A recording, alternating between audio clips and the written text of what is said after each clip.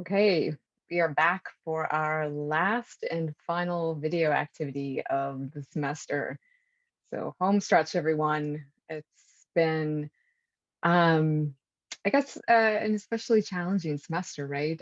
With remote learning and the COVID situation. So I just wanted to thank you all before we get started for all of your hard work and for your flexibility as we all kind of work with the added responsibilities COVID has put onto us and try to make everything work. So thanks again for that. All right, so let's take a look at our new set of slides here.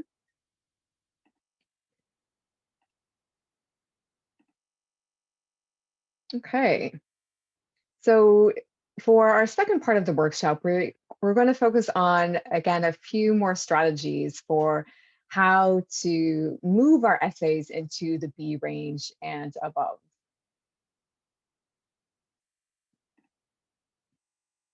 Okay, so in the writing program's grading criteria in the thesis category, it mentions broader stakes and implications. So we're going to think about what that means and how we can kind of check off that criteria so that, again, we can move our essays as high up the grading scale as possible.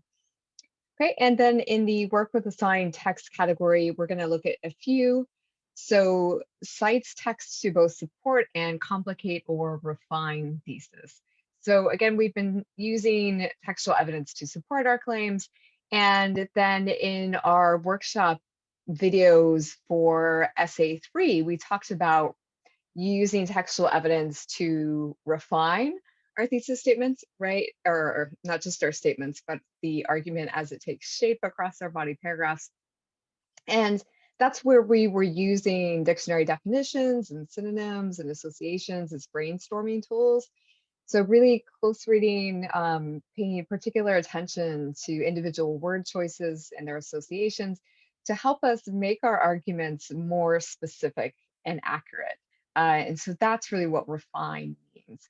Okay, so now we're going to focus on the complicate part. And so what we do here today, and then also the reverse outline activity, is structured to help you complicate your thesis. And again, that will, when I fill out your grading criteria and I highlight everything, when I see that complication, then I'll be able to kind of tick that off and I will be very happy to do that. Okay, and then we're going to look at original interpretive insights. So what makes an interpretive insight original? Because that can seem like a lot of pressure, right? Thinking about original ideas, especially when we are reading texts where the writers have a certain expertise in the area and maybe we don't feel like we have a particular expertise. So we'll talk about originality in that particular context. And then lastly, this notion of interpretive risks. So making sure that we take at least one interpretive risk in our essay so we can check off that box. So that gets us to the B range and above. Okay, so first, broader stakes and implications. So a great place to really dive into broader stakes and implications is your conclusion. Okay, and so we haven't talked yet about what a conclusion needs to do in order to be really successful.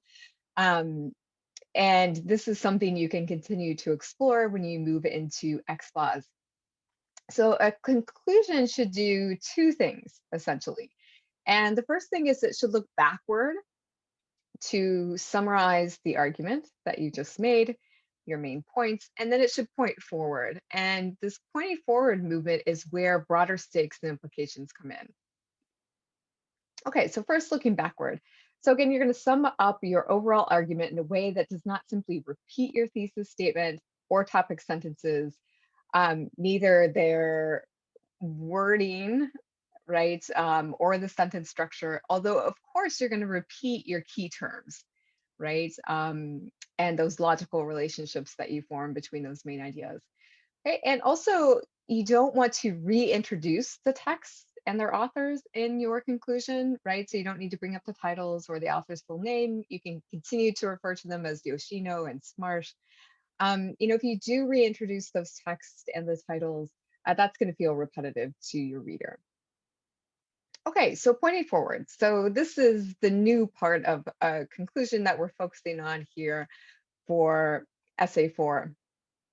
So broader stakes. So after you summed up your argument, you want to emphasize to your reader before they leave your essay why your argument, your analysis matters.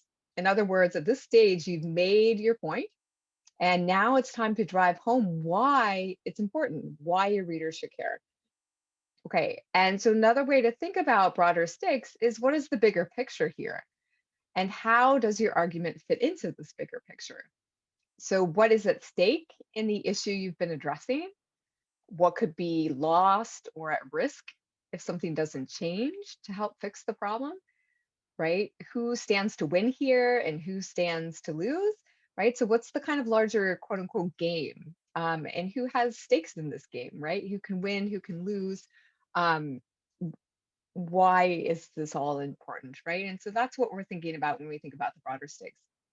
And so, for example, when we think about the bigger picture, we saw that with Vargar, right? So again, her argument was about skincare and extreme skincare regimens, but it was about more than skincare, right? And that's where we got into that phrase of high American style, right? It has to do with the ways in which um, high American style, right, convinces us that we have to continually improve ourselves in ways that require consuming a lot of products that are expensive, right? So it's that larger picture, and it uses the particular example of skincare and that new skincare regimen as kind of a case study into this larger issue of consumption, right? Okay, and so we see something similar at work with Smarsh. So she's focusing on poor teeth, but her argument is about more than poor teeth. So we want to brainstorm today, what is that bigger picture?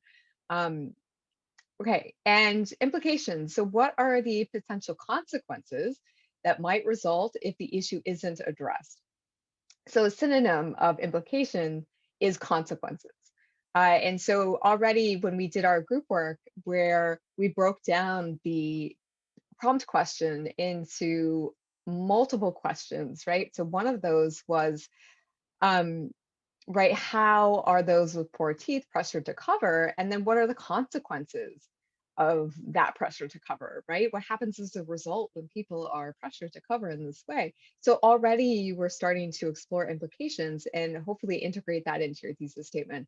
And when you do that, right, and I see evidence of that both in your introduction and discussing those consequences where relevant in your body paragraphs, but really developing those consequences in your conclusion, that will allow me then to highlight those moments in the writing program's grading criteria. Okay, and call to action. And so call to action can be related to both the broader stakes and implications. And you don't have to include a call to action, but it's one thing that writers often do. It's a common move.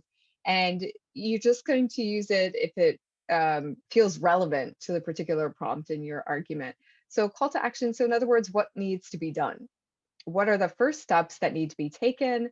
What do you want your readers to do now that they finished reading your essay, right? So if you discussed an issue, here's the problem. Now what happens? How do we address this? Okay. So one helpful strategy for brainstorming the broader stakes and implications of your argument is to identify how the authors you are working with identify the broader stakes and implications of their arguments, right? So go to the text. And then, it's just like our synthesis quizzes, right? Our essays, when we bring these texts together, where's the kind of overlap in the broader stakes and implications of both of these texts? Okay, so let's then take a look at some quotations from Smarsh and Yoshino to see what their broader stakes and implications are.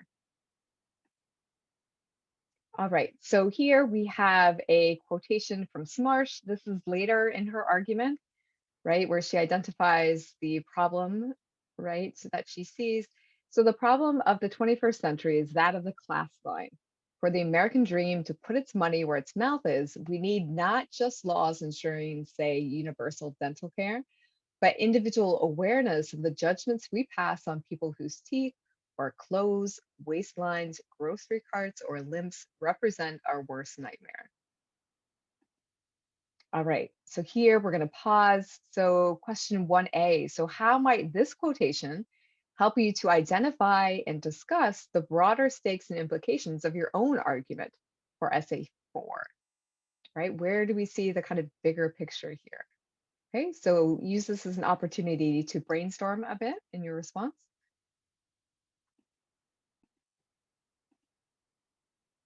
And 1B, so what are the poor really being pressured to cover?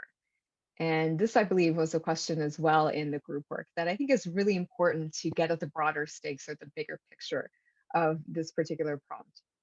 So what are the poor really being pressured to cover?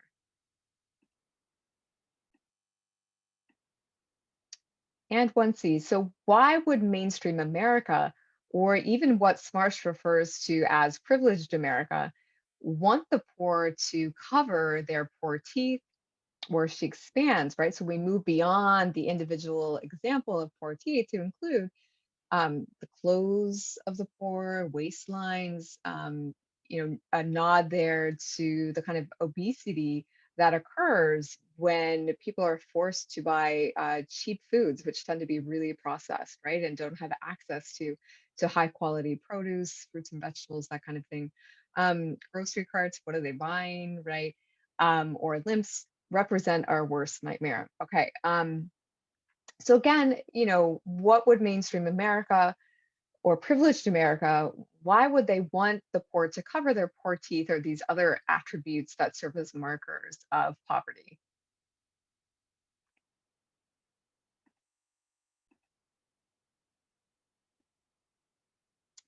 1D. So what does Smarsh mean by the phrase for the American dream to put its money where its mouth is? Right. So again, continuing to practice, you know, this active close reading and analysis, right? So whenever you are working with a quotation, when you're pulling it into your body paragraphs, take that time right after the quotation, right? First paraphrase using a paraphrasing verb, right? So don't use any of our close reading verbs right after you introduce um, a quotation, because then at that point you are restating, right? You're paraphrasing. So it's once you start kind of requoting a word or a phrase or an image, then you want to start using suggests, implies, right? Because at that point you're paying careful attention to the writer's particular choices, right? Such as word choice. Okay, so we want to make sure then, if we're working with this quotation, that we really understand what that phrase means, right? So what does it mean for the American dream to put its money where its mouth is, right? What does she mean by that phrase?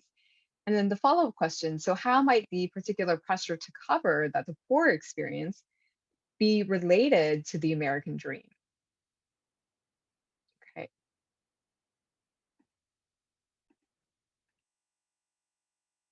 Okay, so let's pull this all together then.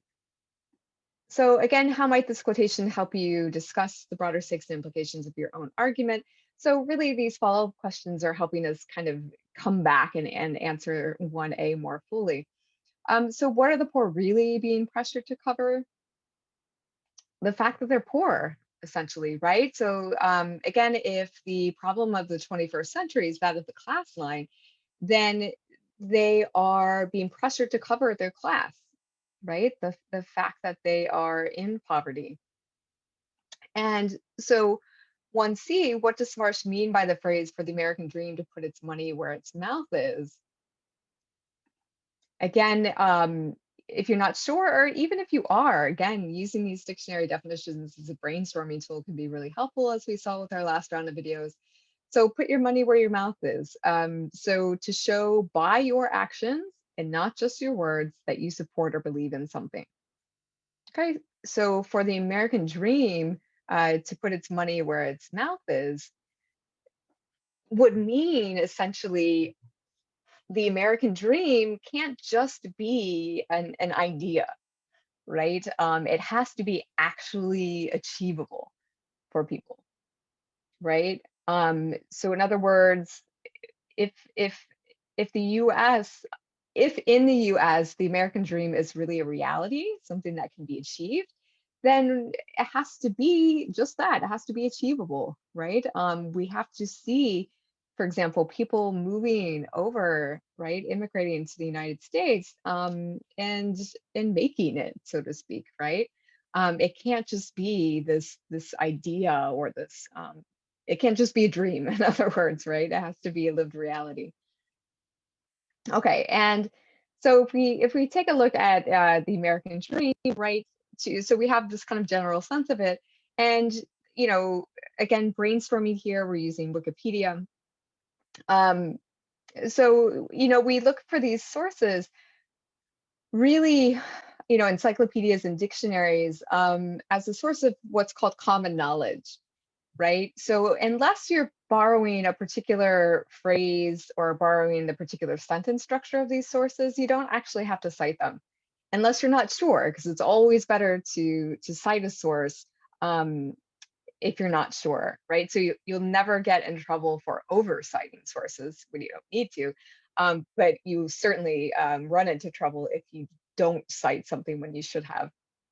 Okay, so this notion of what the American dream is, it's common knowledge, right? So again, as long as we don't borrow particular phrasing or sentence structure here, we could just use this to kind of brainstorm. So the American dream is a national ethos of the United States, the set of ideals such as democracy, rights, liberty, opportunity, and equality, in which freedom includes the opportunity for prosperity and success, as well as upward social mobility for the family and children, achieved through hard work in a society with few barriers, right? So again, part of it is, the American dream represents this opportunity for success, this opportunity for wealth, right? Social mobility to move from one class up, right? And so what that would mean then in the case of poverty, right, is if you're born into poverty, or if you're moving into the United States, right, impoverished, then what Americans, you know, their rationale for why they like to tout about, how great America is, how great the US is this notion of the American dream, right? You can come here, um, and you won't be limited by your class, your race, etc., right? That's the American dream. Um, so, right, this notion that our society has few barriers. So, in the definition of the American dreams of dreams, singular, by James Truslow Adams in 1931, so life should be better and richer and fuller for everyone, with opportunity for each according to ability or achievement, regardless of social class or circumstances of birth. Okay, and already you can see how that resonates with Smarsh's argument, right, about social class and the circumstances into which you're born, and also with Ehrenreich, right? Okay, so the American dream is rooted in the Declaration of Independence, which proclaims that all men are created equal with the right to life, liberty, and the pursuit of happiness. And also the US Constitution, right, promotes similar freedom to secure the blessings of liberty to ourselves and our posterity, etc. So again, this notion of prosperity and success, in other words, comes from this idea that we're free to pursue happiness. And one form of happiness, right, is the kind of ability to own property, to prosper, to be successful. And that all translates to this notion of social mobility, right? That um, based on your own individual hard work, effort, talent, skill, you should be able to move up. And so certainly, right, Smarsh is pointing out that it's not that simple, right? So this kind of a view certainly frames that attitude that the poor are responsible for their poor teeth, right? It's these individual decisions they're making that cause them to have poor teeth. Whereas again, she's arguing that it's this larger systemic issue, right? So lack of universal dental care, et cetera. So there are, according to Smarsh, barriers, and barriers in class, right, that keep the poor in poverty and keep them from moving upward into higher social classes. Okay, and so in other words, for the American dream to put its money where its mouth is, so for the American dream to actually do what it says it does, right? That you can come to America and as long as you work hard, right, put in individual effort, you can achieve anything, so to speak.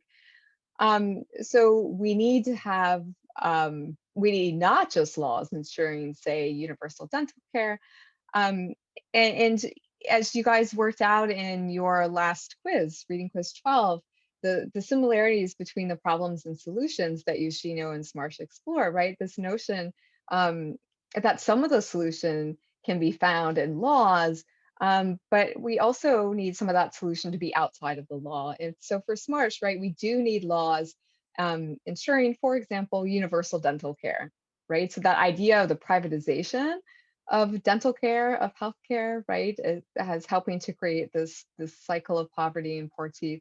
Um, right, so we need that, but we also need individual awareness of the judgments we pass on people, right?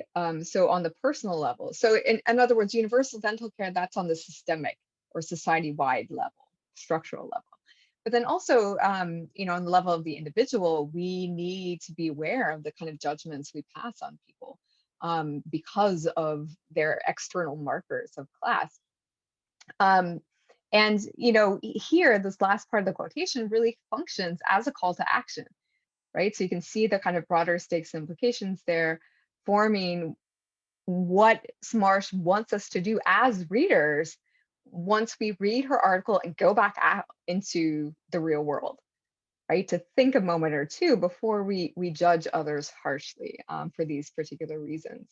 Um, okay, and so how might the particular pressure to cover that the poor experience, or how might this pressure to cover be related to the American dream? Okay, so if Americans, right, if mainstream America, if privileged America, um, if we pride ourselves on the American dream, right, and that everybody's free for social mobility, right, to get a better life if you just work hard, then if we are faced with the markers of poverty, whether it's poor teeth, waistlines, poor clothes, etc., um, that doesn't look so good for the American dream and the image of the US, both within the US and internationally, right? So as Smarsh mentions, I think her phrasing is, right, we are there's in this historic moment of an historic income gap, right, between rich and poor. And so because of that huge gap and the ways in which poverty functions as a cycle and what Ehrenreich would call a trap, right? Um, it reveals that the American dream, to a certain extent at least, is kind of a myth, right? And so, for privileged America or mainstream America, even to want people to cover the fact of their poverty is because they don't want to see kind of the ugly underbelly of the American dream, or to see the ways in which there are barriers in society in the U.S., real barriers, right? That prohibit social mobility and some of the freedoms that we like to pride ourselves on in America as a result of democracy, et cetera.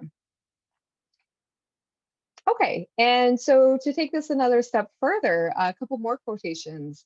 So thinking about how these quotations from Smarsh and Yoshino might be related and how they can help you kind of further develop the sense of the broader stakes and implications, um, right? So for Smarsh, it can be useful to acknowledge the cultural forces that carve us, or edifying to indulge in the tropes of our assigned narratives, but true distinctions of character, intelligence, talent, and skill exist at the level of the individual, not of the class, or the ethnicity, the gender, the sexual orientation, the religion, and so on. And see, here we see her broadening her scope, right? Bigger picture. So she's talking about class, right? And particularly poor teeth as a marker of class, but then she's extending it, right? This should be the case in terms of ethnicity, gender, sexual orientation, and religion, all of which these identity categories Yoshino addresses, right? And so kind of making this argument that kind of who you are as a person should be based on, individual differences in character and intelligence and talent. And so in other words, someone should not be summed up solely based on their class, right? In other words, class doesn't determine how intelligent you are, how talented you are, how hard you can work, right? Um, and so because of that, we shouldn't make these kinds of assumptions and judge people harshly in Smarsh's language. Okay, in Yoshino, the aspiration of civil rights has always been to permit people to pursue their human flourishing without limitations based on bias. Okay, and so for Yoshino, this big notion of human flourishing, right, without limitations. And you can see how that's kind of related to the American dream, right? This notion that you can come flourish without limitations, right? Without barriers in society. Okay, so kind of thinking through how these quotations might connect and um, particularly, we'll just kind of skip to 2b. So which words here from these quotations might we requote to make a connection, right? So let's say we had a body paragraph with these two quotations. Which words or phrases could I requote from Smarsh and which from Yoshino to kind of pair up to make that connection? So again, just kind of a last plug for remember to do that requoting work and to close read so I can check that off on the grading criteria. Okay, so take a couple minutes. Okay, to see. So how might this connection that you're seeing here before Smarsh and that you can develop based on the words that you've requoted, how could that connection be related to the broader stakes and implications of your argument? So again, kind of taking this as an opportunity to keep brainstorming and thinking through how you can address broader stakes and implications to move your essay higher. Okay, so I look forward to reading your responses and also your conclusions, your last paragraphs of your final draft of essay 4.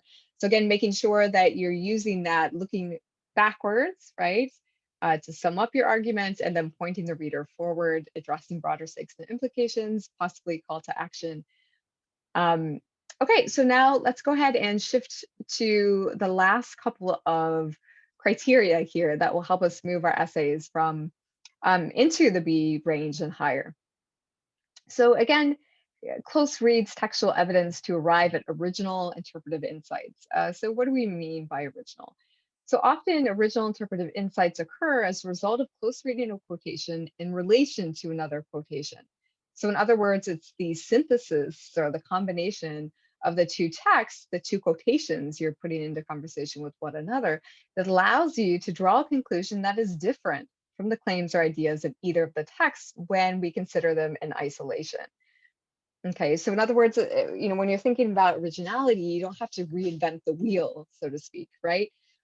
So your originality, your original contribution to the discussion that both of these texts are engaging in is to bring those two together, right? So in other words, your unique argument, your original argument is analyzing the ways in which poor teeth can be seen as a mutable and immutable trait. So you always want to watch your wording in your body paragraphs. So for example, you don't want to give Smarsh credit for interpreting poor teeth as a mutable or immutable trait, right? So if you had a sentence that read something like, you know, Smarsh argues that poor teeth are immutable, etc. Well, that's actually not true, right? And you're giving Smarsh credit for your own analytic work, right? So she does not use the terms mutable and immutable, right? That's your original insight where you've taken these key terms of mutable and immutable from Yoshino and applied them to the content, right? The issue that Smarsh is discussing of poor teeth and poverty. Okay, so it's in that kind of synthetic work, applying one text to the other, fusing them together, that's where originality comes from. So again, watch how you word your sentences so it's clear to the reader that's your own contribution, right? That's not Smarsh's argument. That's not Yoshino's argument. That's your interpretive work. Okay, interpretive risks. So note the wording here. So exhibits willingness to take interpretive risks when close reading and making connections. Great. So in other words, do your interpretive risks necessarily need to be 100% successful in order to move you into the B range for this criteria? Nope. You just have to display a willingness to take those risks, right? They don't have to fully pay off. They don't have to be fully successful. Once you move into the B plus to A range, then they need to become more successful, right? For the B, you just have to show that you're willing to take a risk, to not play it entirely safe all the way through your essay. Okay, so tips. So one way you can take a risk is to try working with at least one quotation or a key term in your essay that you think no one else will use, or at least not very many people. Okay, so quotation from one of the texts or a key term from one of the texts that you don't think anybody else will use. Right? And then think of how this quotation or key term might connect with the other text to form a connection that you think no one else will come up with. Right? So for at least one of your body paragraphs, try to use a quotation that, for example, didn't show up in our Google Doc for the group work for Essay 4, right? Maybe it's in the quotation list, but we didn't really use it. Or maybe it didn't make the quotation list, right? Possibly even better. And so, for example, or key terms, right? So if we think of SMARSH, that notion of double consciousness, right? Well, it doesn't seem completely obvious how that would tie into this prompt, but maybe it could be an important key term to use and link to Yoshino to answer this prompt. If so, then that's a risk, right? I don't think all of us have double consciousness as a key term in our rough drafts for Essay 4. So again, try to do that. Show me evidence that you've taken a risk, and I can simply check that off, and that gets you into the B range for this category, okay? Doesn't have to be wholly successful, just try it out. Okay, and this will be the same. You'll want to take this into XPOS with you, right? And to try to take those interpretive risks as well. Okay, so here, let's brainstorm a little bit. Let's strategize the interpretive risk that you can take in Essay 4, your final draft. Okay, so we'll do these all together. So question 3, so A, what quotation or key term from either Smarsh or Yoshino might you use in order to demonstrate that you're willing to take interpretive risks?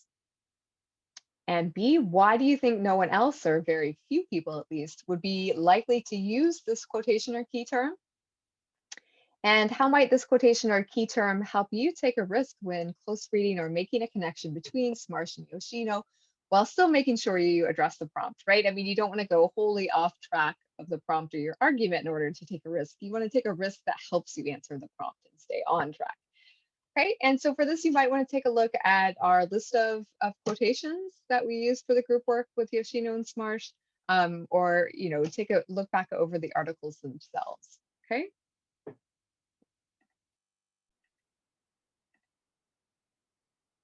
Okay, so I'm excited to read through the kinds of risks you'll be taking. And the last thing we want to focus on is something that the reverse outline is structured to help you with. And so again, under work with text, cites text to both support and complicate or refine thesis. Okay, so we're focusing here on complicating our arguments, using textual evidence then to complicate our arguments. And this is where we get into that notion of a counter argument, right? But I don't really like that term because, traditionally the counter argument is, an opposing argument that you set up in order to knock down, right? So in other words, you address that opposite argument to poke holes in it, to show that it's not valid in some way, or that your position is better.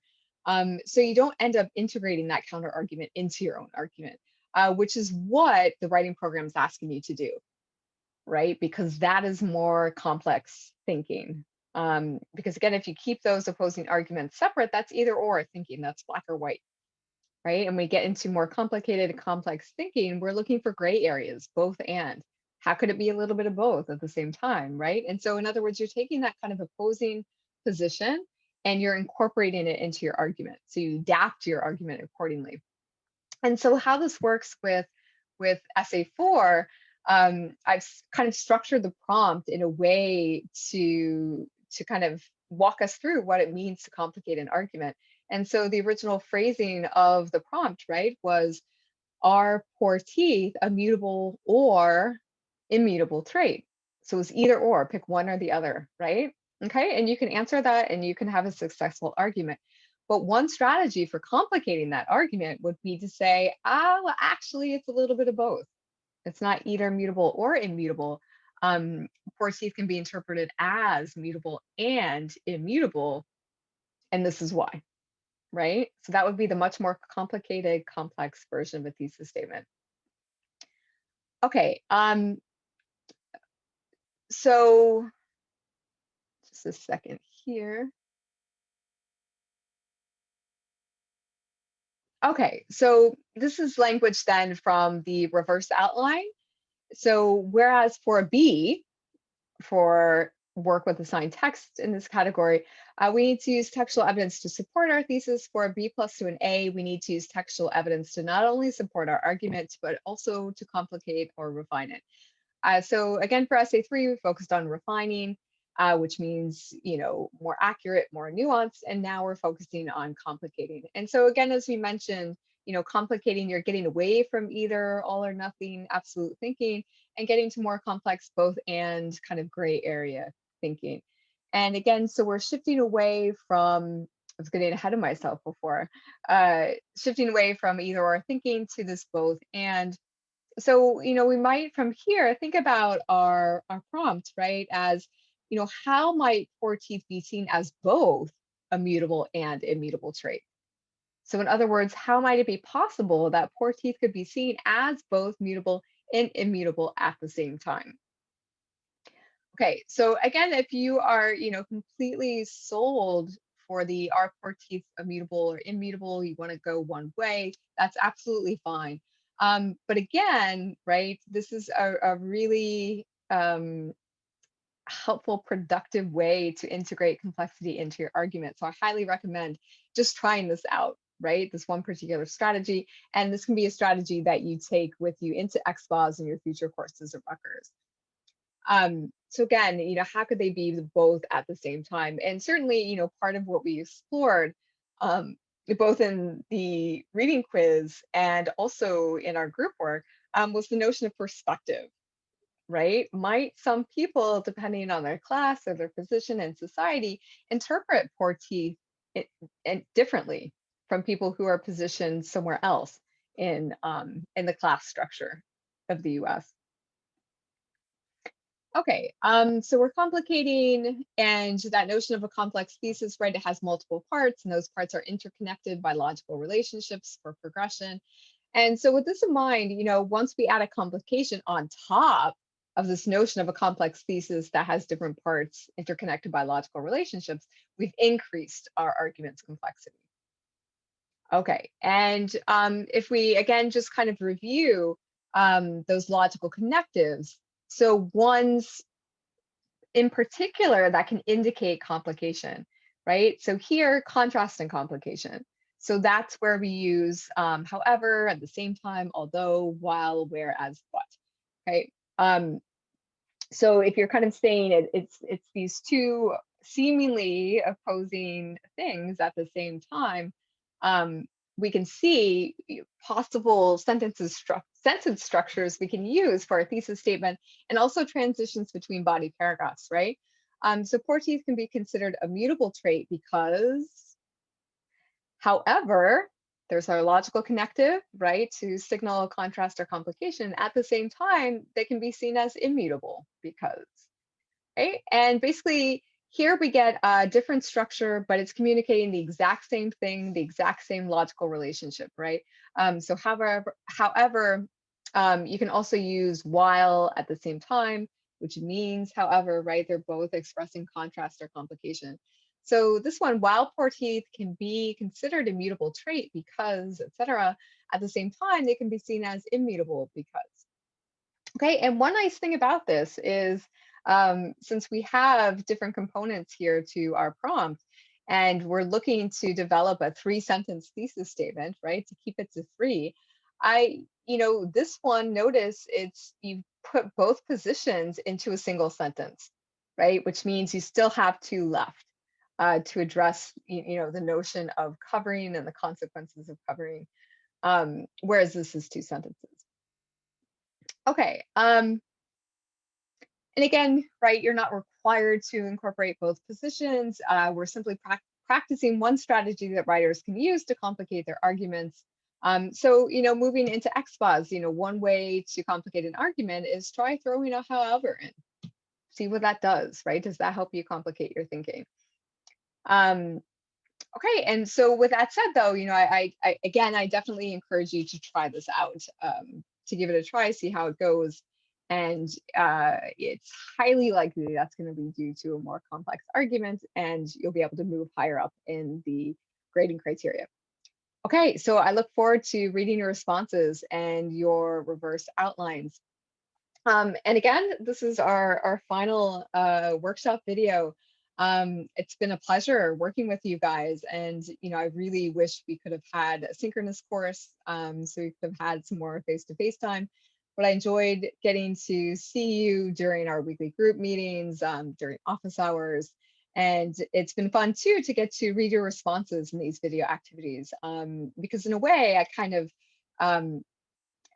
get a stronger sense of you as a writer and thinker when I can kind of see that thinking happening, kind of on the page in your responses, where I wouldn't normally be able to do that in person, right?